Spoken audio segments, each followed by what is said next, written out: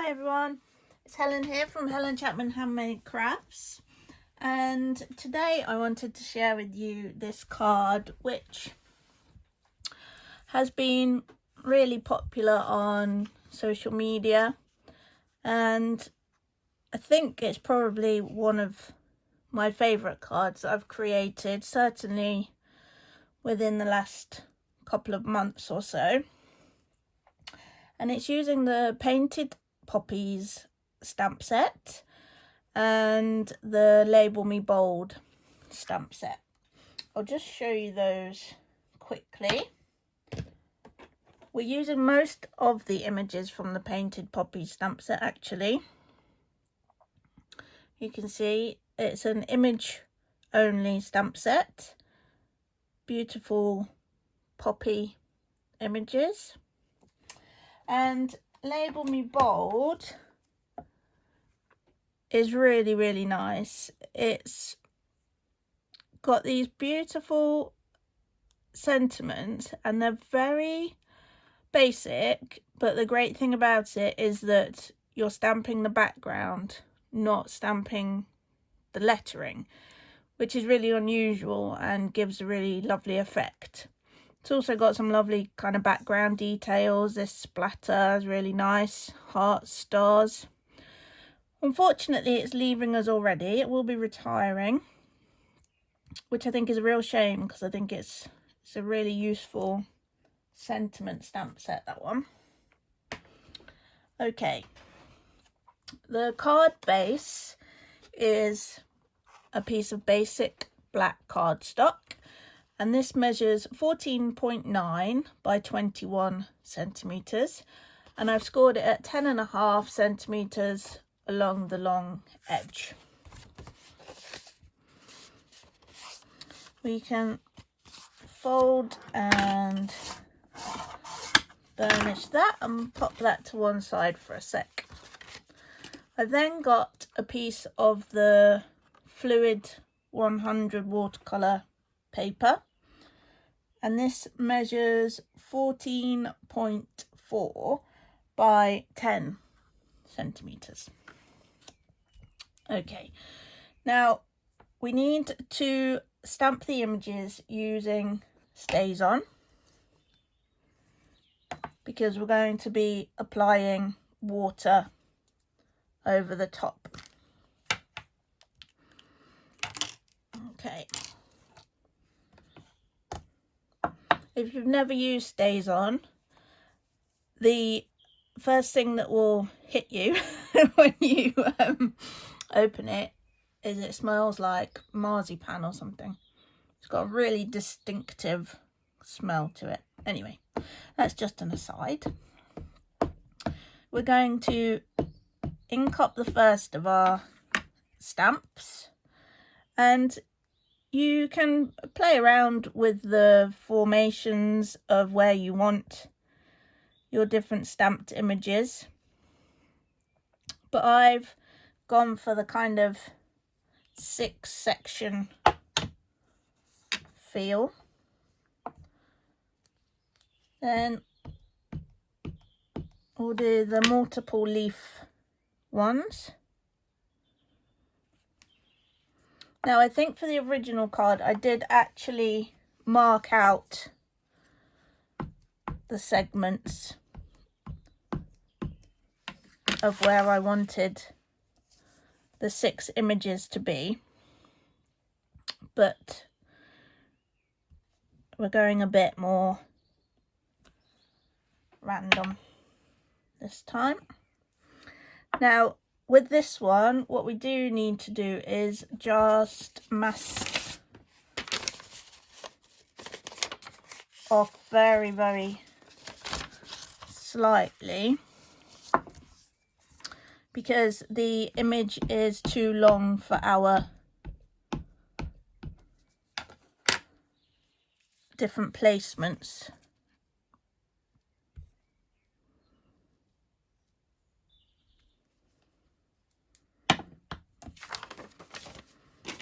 Like that. Couple more images to go.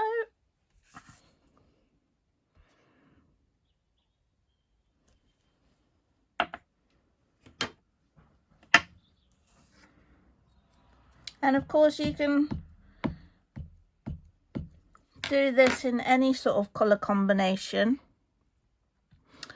And I actually created this card as part of a blog hop, and the theme for the blog hop was our favourite Stampin' Up colours. And mine are Rococo Rose, Seaside Spray and Highland Heather, which is why this card looks like it does.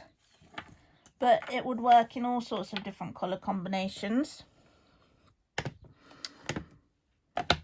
Now, I'll just reach round. Sorry for the wobble there. Let's just try and steady that again. There we go. Got my aqua painters here, and I'll just grab a tissue as well. That can be quite handy when you're working with the aqua painters. And I'm just going to use one of my clear blocks as my palette. Normally when I would be doing this, I would use one smaller block for each colour as the palette, but because we've used so many stamps for this card, most of my blocks are in use at the moment, so we'll do it like this. Should work just about the same. And the only possibility is that we get some of the colours running into each other, but right, so there we have our palette, and obviously we can top the palette up if we need to. Now I'm just going to start, I'll probably start from the bottom here. No, actually that's a bad idea, isn't it? We'll start at the top. Rewind. And all I'm going to do first of all is I'm going to use the thicker aqua painter just to apply water to the image. I'm then going to use the thinner aqua painter to pick up some of this ink. Can you see that? And apply it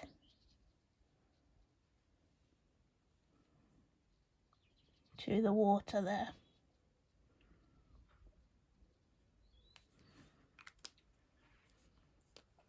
And that will all move and spread, and you can kind of water it down or add to it.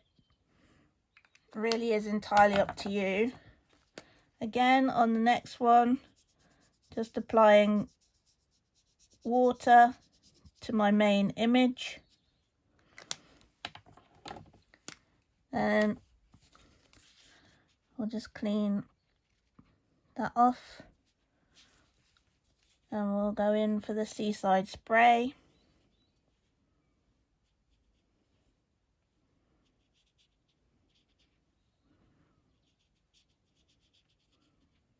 And apply that to there. And we literally just keep going.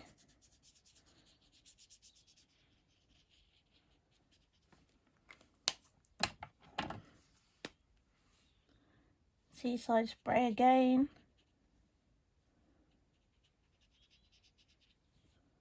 Picking up the ink.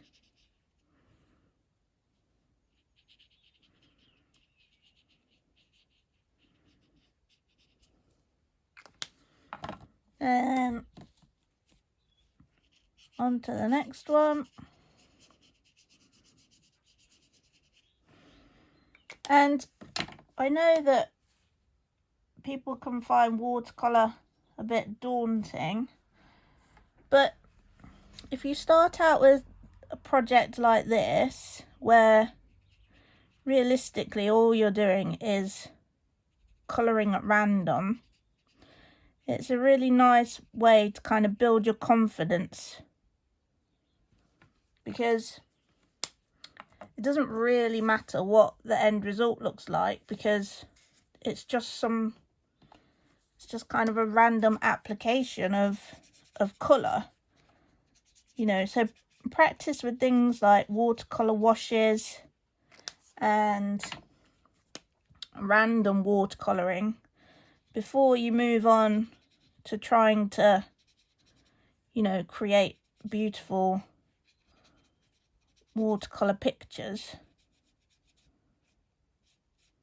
And you'll find that you really will build up your confidence, because this is pretty straightforward, isn't it? All I'm doing is kind of swirling a bit of water around. It's really nothing to be afraid of. And once you pop the ink down, I mean, realistically, the water does the work. You can see the water pulling the ink.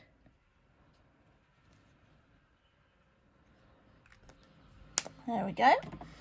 Now, I would generally leave that to dry on its own. I am just going to run the heat tool over it quickly just so that we can finish the card. But do bear in mind that if you do that, the heat gun, the air from the heat gun might move your ink around a little bit. So if you want it to stay quite natural, then leave it to dry on its own.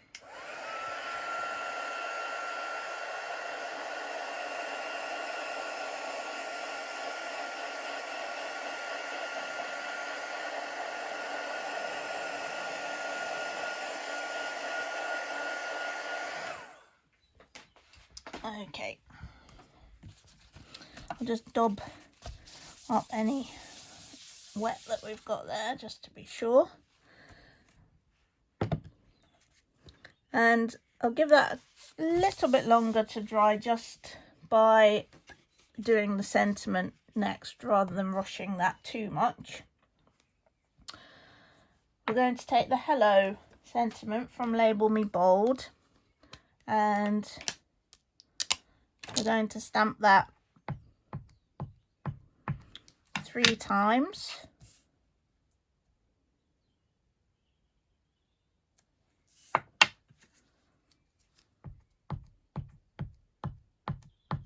A few taps onto the stamp, a few seconds of pressure.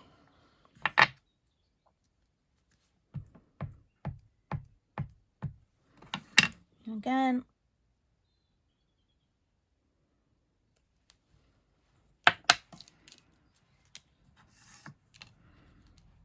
Just cover that up. And these are then just cut out with snips.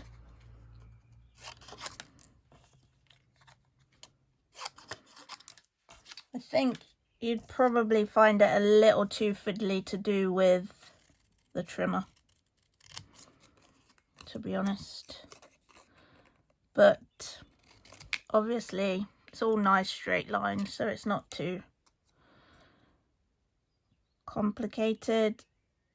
The hardest thing really is just keeping hold of it when you're on to the final edge, because they're quite small by then. Next one.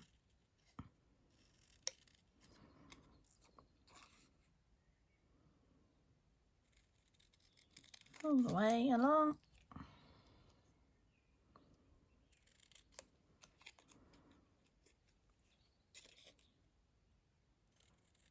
Quite fiddly by the time you get to that point, and quite easy to lose once you've got them out as well.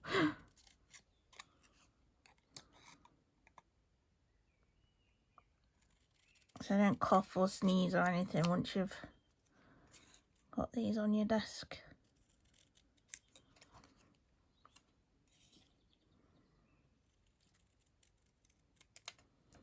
There, perfect. Now, you can see from the original card that I've done some splatter on the back of there as well. And that is just using the basic black Stampin' Right marker. We'll move our sentiments to one side so we don't splatter those. We'll move the original card to one side so we don't add extra splatter. And then all you're going to do is you're going to use the brush tip, which looks like that. And you're going to create the splatter by flicking the brush tip against the lid. So pop the brush tip just inside the lid and then flick.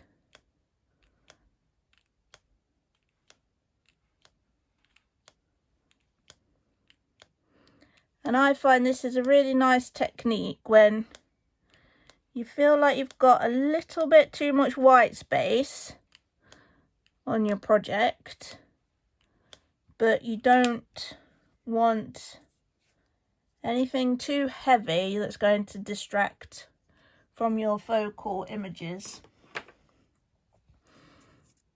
There we go. I'm going to turn that over gently in the hope that we don't smudge anything, but just so that we can get the card finished. Multi-purpose liquid glue. Flip that back over.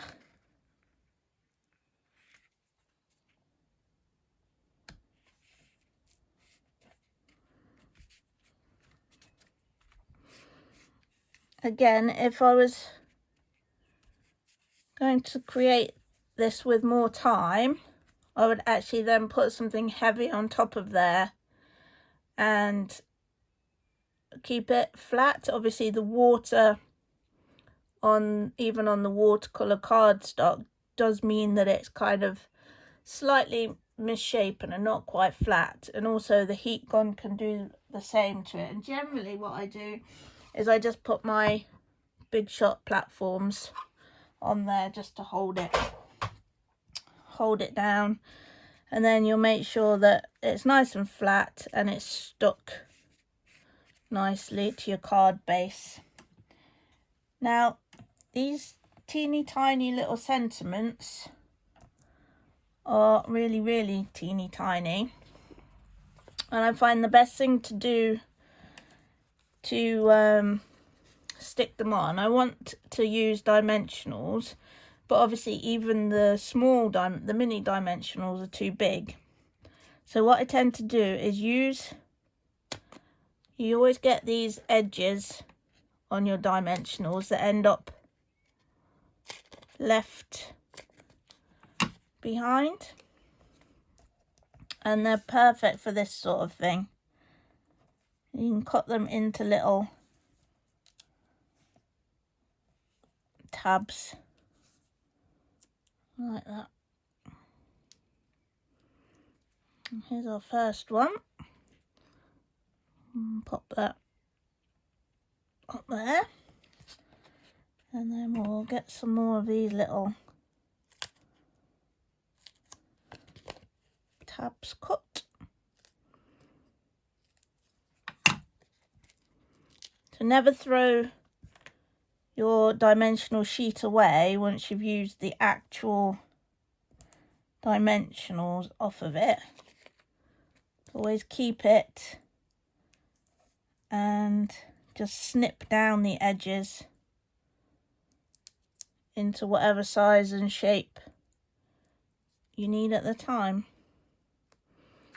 And we'll pop that one in the middle there. Then we only need two more little tabs.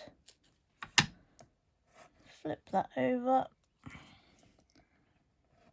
It is a little fiddly, but really is worth it.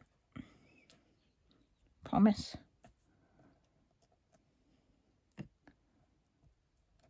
Oh, I didn't quite get that one. There we go. And the final one, just there. Okay, original and today's version. Now, I hope that has convinced you that watercolouring is not as scary as it sounds or seems, just start out with really simple things. Practice, build your confidence. It's the same with any colouring technique, really. You know, stamping blends, the same. Practice, start with simple images, and you really will soon build up your confidence. And I think these techniques are something that can really take your cards to the next level, because so many people don't try it because it seems scary. But with a little bit of practice, and as long as you enjoy it, you know, you can end up with some really beautiful results. As usual, there is a blog post available for this card. It's got some close-up images. It's got a little bit more detail on the blog hop that I created it for. It's also got links to enable you to purchase any of the supplies that I've used, including Label Me Bold while stocks last, obviously, with that being on the retiring list.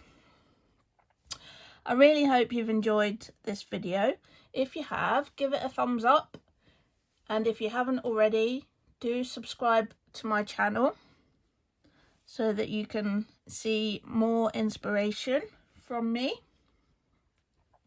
If you do have a real passion for papercraft and for card making, and you would like to join my team, then do get in touch. You can email me.